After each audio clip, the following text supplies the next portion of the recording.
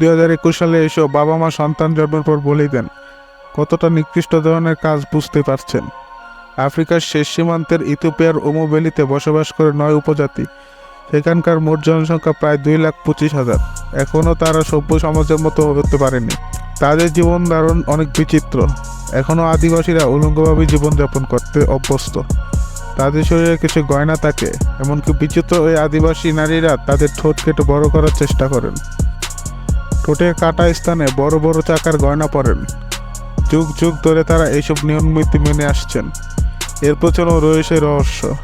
তাদের মতে ঠোঁটের পাতার আকার যত বড় হবে তত বেশি সুন্দর হিসেবে তারা গণ্য হবে। পাতার আকার আয়তন বিবেচনায় মেয়ের বাবা যৌতুক হিসেবে পেয়ে থাকে ছেলেপক্ষ থেকে 40টি থেকে 60টি গরু পেয়ে থাকে। এছাড়াও সুরি উপজাতির কিশোরীদের প্রথা অনুসারে বয়সন্ধিকালে সামনের পাটির দাঁত ভেঙে ফেলা হয়, এতে কি না তাদের সৌন্দর্য বাড়ে। তবে এই প্রথা খুবই বিপজ্জনক।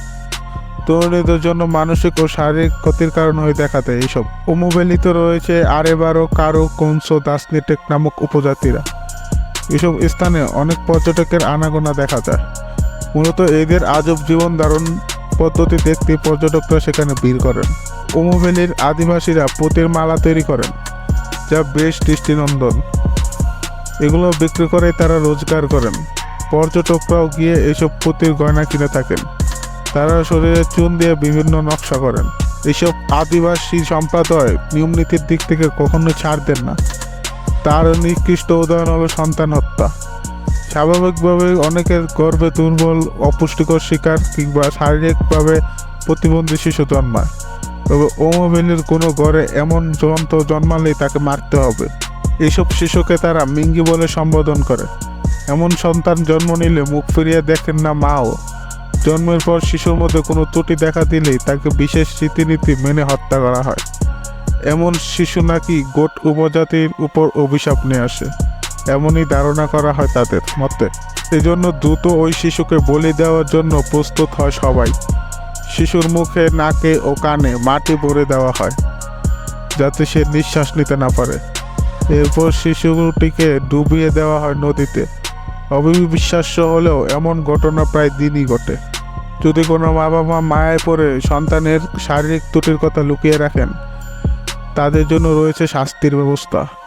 তারা শিশুটিকে যদি লুকিয়েও বড় করেন এবং পরবর্তীতে যদি কেউ দেখে ফেলেন, তখনই ওই শিশুকে কেড়ে নিয়ে হত্যা করা হয়।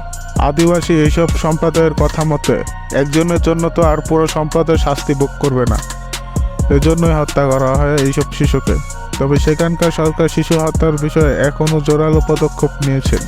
যদিও পৃথিবীর বিচ্ছিন্ন এইসব জনগণ শুধু নিজেদের সমাজের নিয়মনীতি মানতে পছন্দ করেন, তবুও ইথিওপিয়ান সরকার বর্তমানে কিছু এনজিওর সঙ্গে মিলে এমন নৃশংস কর্মকাণ্ড বন্ধ করার প্রচেষ্টা চালাচ্ছেন। তারা সঠিক সময়ে কোপায় পৌঁছে এইসব অসহায় শিশুর প্রাণ বাঁচানোর চেষ্টা করছেন।